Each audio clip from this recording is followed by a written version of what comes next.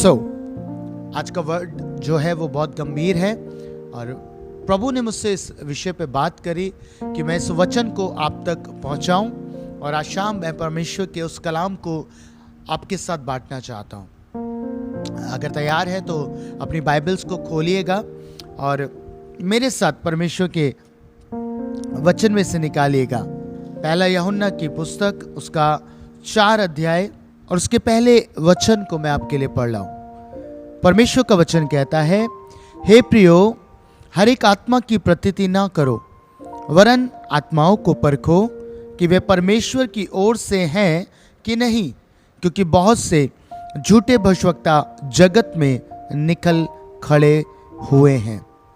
परमेश्वर का वचन एक बात कह रहा है हर एक आत्मा की प्रतीति ना करो, वरन आत्माओं को परखो।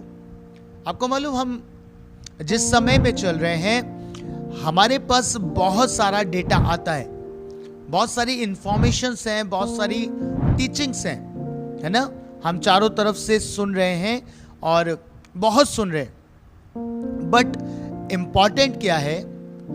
इम्पॉर्टेंट ये है कि जो आत्मा को हम सुन रहे हैं, जिस आत्मा को हम सुन रहे हैं, क्या वो परमेश्वर की ओर से है या नहीं है। बाइबल कहती है हमें हर एक आत्मा की प्रतीति नहीं करनी, वरन हमें आत्माओं को परखना है। और ये बहुत इंपॉर्टेंट है। यदि आप आत्माओं को नहीं परखेंगे तो आप अपने आत्मिक जीवन में या तो अपने विश्वास से भटक जाएंगे या फिर आप एक गलत रॉन्ग डायरेक्शन में चलना आरंभ कर देंगे। इसलिए बहुत इंपॉर्टेंट है कि हमें परखना है ना। जज करने नहीं कह रहा कि आप सबको जज करें, बट परखना बहुत इंपॉर्टेंट है कि जो सामने वाला व्यक्ति है वो किस आत्मा में होकर हमसे बातचीत कर रहा है, वो किस आत्मा से हमसे बातचीत कर रहा है। क्या वो आत्मा परमेश्वर की ओर से है या परमेश्वर की ओर से नहीं है। पुराने नियम में बहुत से प्रियो ऐसे उदाहरण पाए जाते हैं जहां पर हम देखते हैं, बाइबल बताती है कि लोगों ने बात करी, लोगों ने वार्तालाप करा, प्रभु के दासों से वार्तालाप करा, बट बाइबल में साफ मेंशन है कि उन्होंने परमेश्वर के वचन से बात करी, बट वो परमेश्वर की ओर से थे नहीं। मेरे साथ अगर आप निकालेंगे नहमिया की पुस्तक और उसका 6 अध्याय, और मैं आपके बीच में 10 पद से पढ़ रहा हूं। सुनिएगा क्या कहता है परमेश्वर का वचन। लिखा है, फिर मैं शमाया के घर में गया जो दलाया का पुत्र और महितबेल का पोता था, वे तो बंद घर में था। उसने कहा, आ हम परमेश्वर के भवन अर्थात मंदिर के भीतर आपस में भेंट करें और मंदिर के द्वार बंद करें, क्योंकि वे लोग तुझे घात करने आएंगे, रात ही को वे तुझे घात करने आएंगे। परंतु मैंने कहा, क्या मुझ जैसा मनुष्य भागे, और मुझ जैसा कौन है जो अपना प्राण बचाने को मंदिर में घुसे, मैं नहीं जाने का। फिर मैंने जान लिया। नहमिया क्या कह रहा है? कह रहा है फिर मैंने जान लिया कि वे परमेश्वर का भेजा नहीं है, परंतु उसने हर बात ईश्वर का वचन कहकर मेरी हानि के लिए कही, क्योंकि तोबिया और संबलत ने उसे रुपया दे रखा था। उन्होंने उसे इस कारण रुपया दे रखा था कि मैं डर जाऊं और वैसा ही काम करके पापी ठहरूं और उनको दोष लगाने का अवसर मिले और वे मेरी नाम धराई कर सके। बाइबल क्या कहती है प्रियो?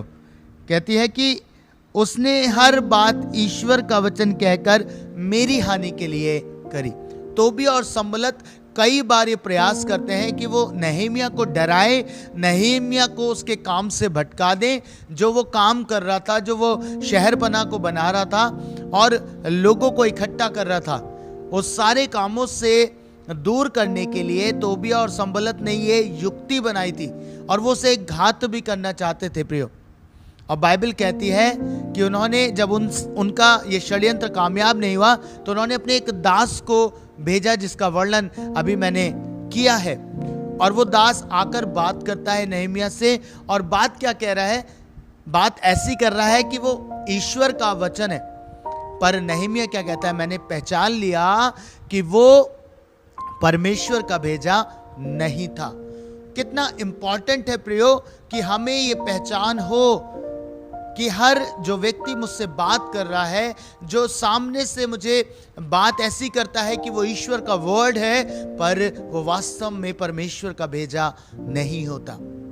इन अंतिम दिनों में अगर आपके जीवन के लिए कुछ इंपॉर्टेंट है प्रियो, तो वो है डिसर्नमेंट का स्पिरिट, कि आप आत्माओं को परखना सीख सकें, क्योंकि बाइबल कहती है अंत के दिनों में हो सकता है चुने हुए भी भरमाए जाएं, है ना। वो हो सकता है चुने हुए आप हो सकता है मैं हूं, कोई भी हो, चुना हुआ हर एक व्यक्ति भरमाया जा सकता है, क्योंकि ये इस तरीके से वर्क करेंगे। बाइबल कहती है कि आपको लगेगा मानो ये ईश्वर का वर्ड है। आप समझ पा रहे हैं मेरी बात? आपको लगेगा कि हाँ, वास्तव में ये जो व्यक्ति, ये जो बात कह रहा है, जो आत्मा मुझसे बात कर रही है, कि मानो ये ईश्वर का वर्ड है, पर वास्तव में वो परमेश्वर के द्वारा भेजा नहीं गया होगा। इज़राइल का इतिहास उठा के देखिएगा आप। बाइबल कहती है परमेश्वर ने बहुत बार इस बात को कहा है कि वो जो बातें करते हैं, वो जो नबी आते हैं तुमसे बातचीत करते हैं, वो मेरी ओर से भेजे हुए नहीं होते, वो अपने मन की बातें करते हैं, है ना। यहाँ पे तोबिया और संबलत ने पैसा दिया था, पैसा लेकर वो व्यक्ति उनके बिहाव पर बात कर रहा था और डराने की कोशिश कर रहा था नहमिया को। पर बाइबल में लिखा है कि नहमिया पहचान गया। नहमिया ने कहा कि नहीं, ये बातें परमेश्वर की ओर से नहीं है, ये परमेश्वर का भेजा हुआ जन नहीं है। एक और स्थान से मैं आपके लिए पढ़ूंगा, निकालिएगा यहोशू की पुस्तक और उसका 9 अध्याय और उसके 3 वचन से मैं पढ़ रहा हूं। लिखा है, जब गिब्बोन के निवासियों ने सुना कि यहोशू ने यरीहो और ए से क्या क्या किया, तब उन्होंने छल किया और राजदूतों का भेष बनाकर अपने गधों पर पुराने बोरे और पुराने फटे और जोड़ लगे हुए मदिरा के कुप्पे लाद कर, अपने पाँव में पुरानी पैबंद लगी हुई जूतियां और तन पर पुराने वस्त्र पहने, और अपने भोजन के लिए सूखी और फफूंदी लगी हुई रोटी ले ली। तब वे गिलगाल की छावनी में यहोशू के पास जाकर उससे और इज़राइल पुरुषों से कहने लगे, हम दूर देश से आए हैं, इसलिए अब तुम हमसे वाचा बांधो। देखिएगा, जब ये गिब्बोनी जो थे, इन्होंने सुना कि इज़राइलियों ने क्या क्या किया है, कैसे वो युद्ध में विजयी हुए हैं और कैसे उन्होंने उन राजाओं को मार दिया है, गिब्बोनियों ने एक युक्ति बनाई और एक छल किया।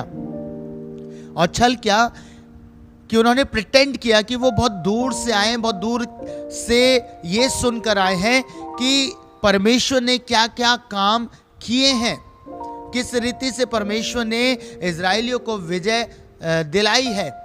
और इन लोगों ने ये युक्ति बनाई, झूठी युक्ति थी, और बाइबल कहती है कि ये लोग इस प्रिपरेशन से आए।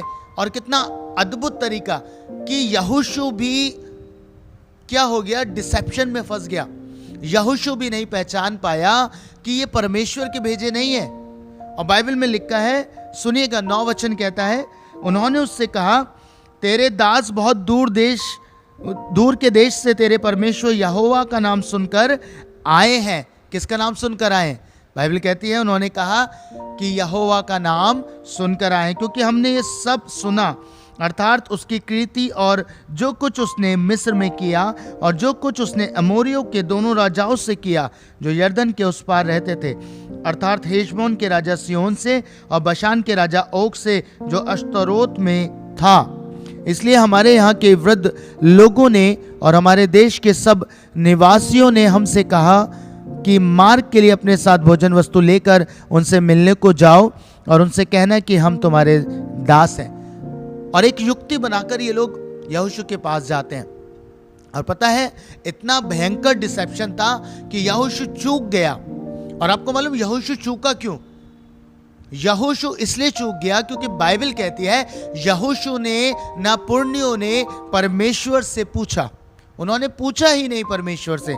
14 पद जब आप इसे पढ़ेंगे 9 अध्याय के, लिखा है, तब उन पुरुषों ने यहोवा से बिना सलाह लिए उनके भोजन में से कुछ ग्रहण किया।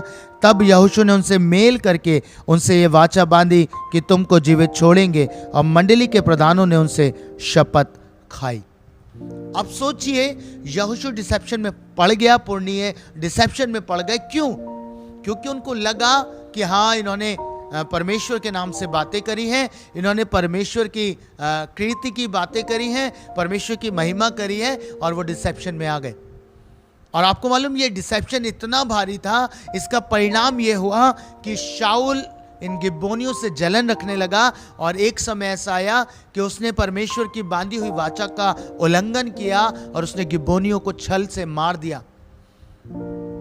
और इस कारण से आप पढ़ेंगे इतिहास में जब इजराइलियों के, तो आपको पता चलेगा अकाल रहा, और परमेश्वर ने दाऊद से बातें करी और दाऊद को बताया अकाल का कारण यह है कि शाऊल ने गिब्बोनियों को मारा था। अब कारण क्या था? आपको मालूम, छल करके गिब्बोनियों वाचा बांध चुके थे, और अब उस वाचा का उल्लंघन करना, यानी कि परमेश्वर को अपना विरोधी बनाना। क्योंकि जब आपने परमेश्वर के नाम से वाचा बांध ली तो आप उसमें बंध गए, आपको उसे पूरा करना था। यहोशू और पुरनिये जितने थे, ये सब उस डिसेप्शन का हिस्सा बन गए, और इन्होंने परमेश्वर से सलाह नहीं ली। मैं आपको कहना चाहता हूं प्रियो, आपको बहुत सोच समझ कर इन अंतिम दिनों में चलना है। मैं बार बार इन दिनों ये प्रीच कर रहा हूं, ये प्रचार कर रहा हूं कि हमें बहुत ध्यान से चलना है कि हम किसी भी डिसेप्शन का हिस्सा ना बन जाए, किसी भी डिसेप्शन में मैं और आप ना फंस जाए। अब सोचिए, यहोशू तक उस डिसेप्शन में फंस गया, है ना। परमेश्वर का कलाम इसीलिए कहता है हमें हर आत्मा की प्रतीति नहीं करनी है। परमेश्वर हमें पहचान भी बताते हैं। यदि आप वापस से पहला यूहन्ना और उसके 4 अध्याय को देखेंगे, वहां कुछ लिखा है कि आप कैसे पहचान सकते हैं। सुनिएगा, परमेश्वर का वचन कहता है, परमेश्वर का आत्मा तुम इस रीति से पहचान सकते हो, जो आत्मा मान लेती है कि यीशु मसीह शरीर में होकर आया, वे परमेश्वर की ओर से है, और जो आत्मा यीशु को नहीं मानती, वे परमेश्वर की ओर से नहीं, वही तो मसीह के विरोधी की आत्मा है। परमेश्वर का वचन कह रहा है प्रियो, जो आत्मा मान लेती है, पहचान सीधी है। पहली चीज कि वो ये मानेंगे कि वो यीशु मसीह को ईश्वर करके ग्रहण करेंगे, और ये जान लेंगे कि परमेश्वर स्वयं ही मानव रूप लेकर इस संसार में आए। जो आत्मा ये मानती है, ये विश्वास कर लेती है ना। और दूसरी इंपॉर्टेंट चीज कि जो यीशु के कैरेक्टर है ना, जो कैरेक्टर यीशु का है, उसे फॉलो करना और उसे मान लेना, ये इंपॉर्टेंट हिस्सा है। इससे हम पहचान सकते हैं कि वो परमेश्वर की ओर से है या नहीं है। यानी कि जो परमेश्वर के कैरेक्टर की बातें करते हैं, जो परमेश्वर के नेचर स्वभाव की बातें करते हैं, और जो परमेश्वर को ये मानते हैं, यानी कि यीशु को ग्रहण करते हैं, यीशु मसीह की प्रतीति करते हैं, वो आत्मा परमेश्वर की ओर से, बाइबल कहती है। और आगे क्या लिखा है? लिखा है, हे बालको, तुम परमेश्वर के हो और तुमने उन पर जय पाई है, क्योंकि जो तुम में है वह उससे जो संसार में है बड़ा है। और 6वां पद कहता है, हम परमेश्वर के हैं, जो परमेश्वर को जानता है वह हमारी सुनता है ना।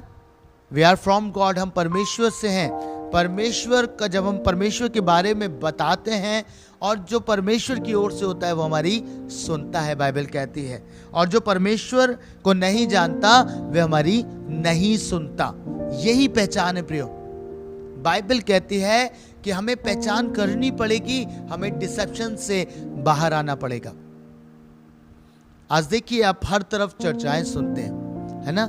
इंपॉर्टेंट चीज है, हमें हर आत्मा की प्रतीति नहीं करनी, हमें हर स्क्रिप्चर को टेस्ट करना होता है ना। बहुत इंपॉर्टेंट है, आप इसको याद रखिएगा कि हमें स्क्रिप्चर को टेस्ट करना पड़ेगा, हमें टीचिंग्स को टेस्ट करना पड़ेगा कि वो परमेश्वर के वचन से मेल खाती हैं या नहीं खाती।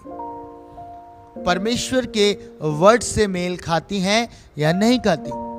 आप देखिए चारों तरफ इतना झूठ फैल रहा है, बहुत सारे ऐसे शिक्षाएं देते हैं जो यीशु मसीह की बात ही नहीं करते, है ना, जो यीशु मसीह के बारे में बात ही नहीं करते, है ना, पुराने नियम की बातें करेंगे बट यीशु के बारे में बात नहीं करेंगे। और बाइबल कहती है जो यीशु को नहीं मानते, है ना, वो परमेश्वर की ओर से नहीं है।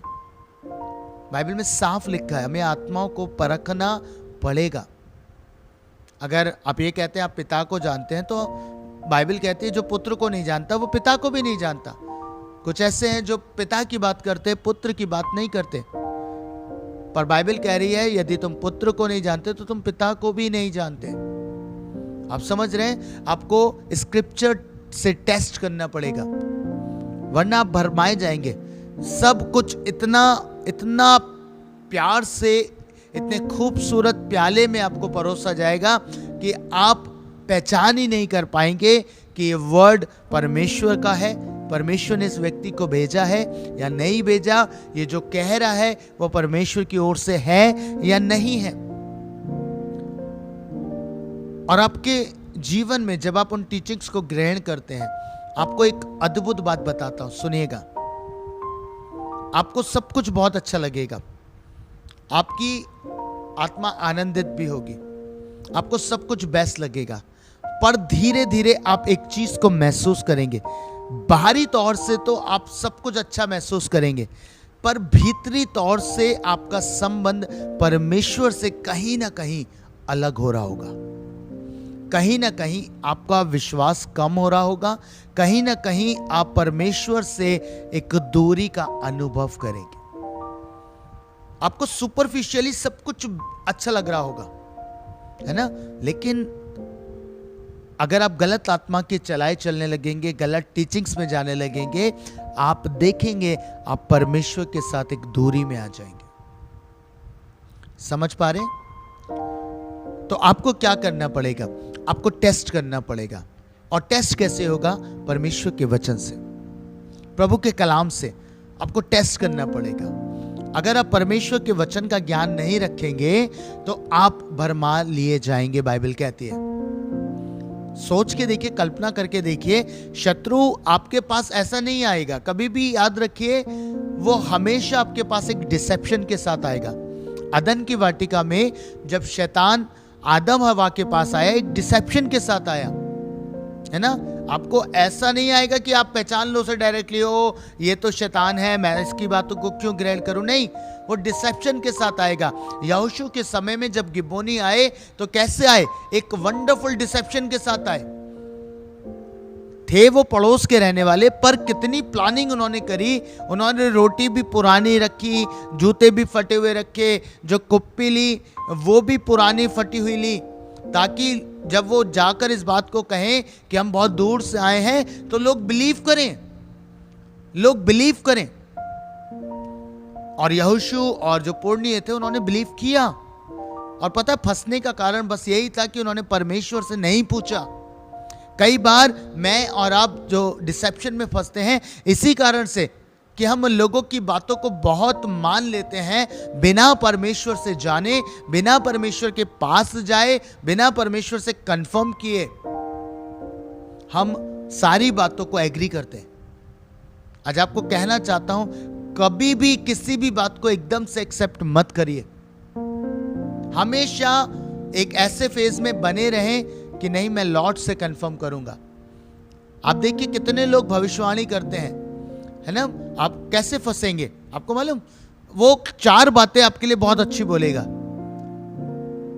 जो भी व्यक्ति है वो बहुत अच्छी अच्छी बातें आपके लिए बोलेगा, पर पता है एक बात ऐसे आपके साथ वो खोल देगा अपने शब्दों से जो आपकी लाइफ को डिस्ट्रॉय कर देगी। याद रखिएगा। और आज आप ऐसे डिसेप्शन में फंसेंगे, आप ऐसे डिसेप्शन का हिस्सा बन जाएंगे। इसलिए प्रभु कहता है हमें सावधानी से चलना है, हमें चलना है सावधानी से कि किसी भी तरीके से हम भरमाए ना जाएं। हमें स्क्रिप्चर से टेस्ट करना है, क्या परमेश्वर का वर्ड ये कहता है, क्या परमेश्वर के वचन में ये बातें हैं, परमेश्वर ने ऐसा ही बोला है, ये अपनी ओर से तो नहीं बोल रहा कोई व्यक्ति। क्या परमेश्वर की आत्मा के सहारे से ये बात है या उसकी स्वयं की आत्मा से है। कई बार होता है ना, मनुष्य जरूरी नहीं कि वो शैतान की ओर से है, बट कई बार मनुष्य अपनी आत्मा में बहक जाता है और अपनी आत्मा से भी बातें कर देता है। तो हमें उसके लिए भी खुदा की वाणी का इंतज़ार करना है, हमें परमेश्वर की आवाज़ का वेट करना है कि प्रभु आपने अपने दास से बात करी है, आपने अपने नबी से बात करी, मुझसे भी बात करी। और आपको मालूम, परमेश्वर पक्षपाती नहीं है। अगर वो अपने दास से बात कर रहा है आपके लिए, तो आपसे भी बात करेगा। हालेलुया। वो आपको भी बताएगा, कंफर्म करेगा। अगर आपको कुछ चीज़ें नहीं समझ में आती तो अपने मेंटोर से, अपने लीडर से, अपने पासवानों से एक बार कंसल्ट ज़रूर करें कि हमने ये सुना, क्या ये सही है, ये रॉन्ग है, आप हमें गाइड करिए, है ना। हमेशा किसी को पहचानना है तो आपको एक पहचान मैंने दी है, याद रखिएगा। आप उसके प्रेयर लाइफ से उसको पहचान सकते हैं, उसके प्रार्थना के जीवन से आप उसको पहचान सकते हैं, है ना।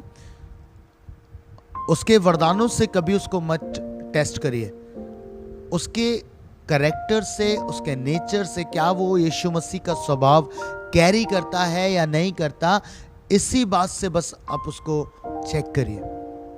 जो भी आत्मा आपसे बात करे, आपको यीशु का स्वभाव दिखना चाहिए, आपको यीशु मसीह का कैरेक्टर दिखना चाहिए। मैंने कहा ना, बाइबल कहती है कि जो आत्मा मान लेती है ना, यीशु के कैरेक्टर उसके जीवन से प्रकट होंगे, उसकी बातों से प्रकट होगा। आपको वॉच करना है, ओके, ताकि आप भरमाए ना जाए। इसलिए बाइबल कहती है अंतिम दिनों में ये भारी डिसेप्शन होगा, आपको बच के रहना है, आपको बच के रहना है।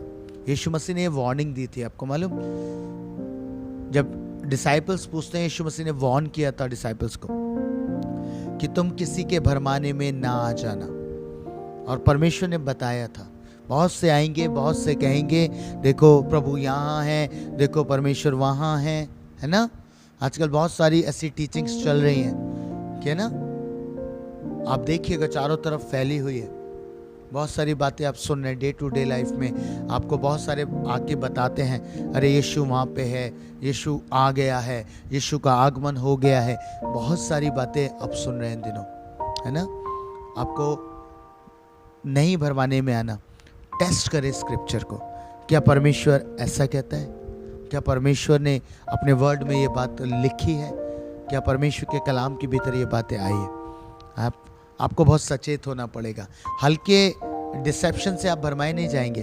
मैं जानता हूँ ये पूरी प्लानिंग से आए थे गिब्बोनी, पूरी प्लानिंग से आए थे नहमिया के पास, वो दास जिसने पैसा लेकर वो सारा षड्यंत्र रचा। आपके पास भी ऐसे लोग आएंगे, है ना, जो पैसे के लिए काम करते हैं, जो पैसे के लिए काम करेंगे, आपको भरमाएंगे।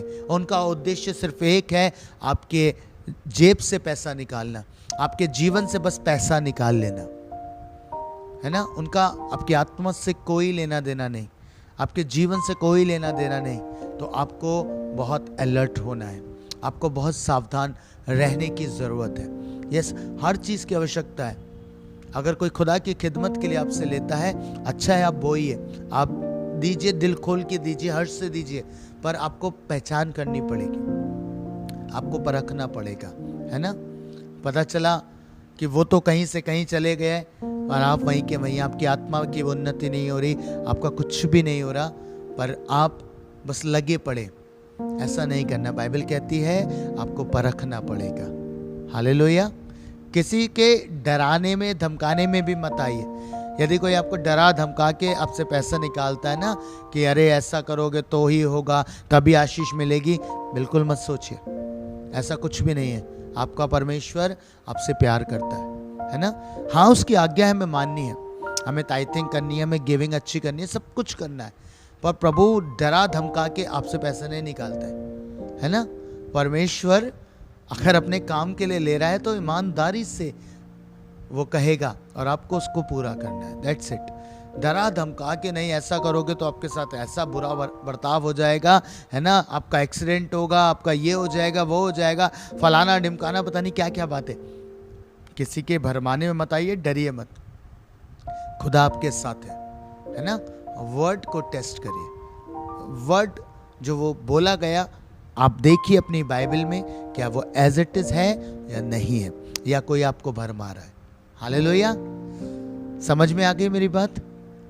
प्रभु इस छोटे से वर्ड के द्वारा आपको एक बड़ी बरकत दे, और मैं बिलीव करता हूँ इस वर्ड ने आपको आशीषित किया है। खुदा आप सबों को आशीष दे। आइए मैं और आप प्रार्थना करें। परमेश्वर पिता, मैं हृदय की गहराई से आपका धन्यवाद करता हूँ प्रभु जी, एक अद्भुत टीचिंग आपने हमको दी है इन अंतिम दिनों के लिए। प्रिय पिता, मैं चाहता हूँ कि आप अपने लोगों को सतर्क करें, आपके लोग आपकी वाणी को सुनकर आगे बढ़ते चले जाएं, और प्रभु ये स्ट्रांग हो जाए, इनका फेथ स्ट्रांग हो प्रभु वर्ड पर, इनका विश्वास आपके वचन पे हो परमेश्वर, कोई भी इन्हें भरमाने ना पाए प्रभु। जिस रीति से यहोशू पुर्णियों ने प्रभु गलती करी थी, जो हमने वचन में पढ़ा, उन्होंने आपसे सलाह नहीं ली प्रभु। होने पाए कि हमारे जीवन में ये कभी भी ना हो प्रभु। हर एक बात हम आपसे पूछ कर करने पाए, हर छोटा बड़ा फैसला हमारे जीवन का आपसे पूछ कर हो पिता। हम हर एक बात में आपकी सलाह लें प्रभु, चाहे कितने भी आत्मिक जन हमारे लिए बोलें, हम एक बार ज़रूर से प्रभु आपसे पूछें और उन बातों को करें। प्रभु जी, मैं चाहता आप इस झुंड की अगुवाई करें, आप इस झुंड की रखवाली करें, इस झुंड को बढ़ाएं और इन्हें फलवंत करें। प्रिय पिता, मैं प्रार्थना करता कि आप इन सबों को बड़ी आशीष दें। यदि कोई इनमें बीमार है, यदि कोई तकलीफ में है, प्रभु जी मेरी प्रार्थना इसी घड़ी से आप इनको स्पर्श करें और इनको चंगाई प्रदान करें। प्रभु जी ये आपके नाम में बड़े फलवंत हो, आशीषित हो, और प्रभु हर एक उत्तम वस्तु ये प्राप्त करें। यीशु मसीह, मैं हर एक सुनने वाले पर आपका ग्रेस मांगता हूँ, यीशु के नाम में, आमीन।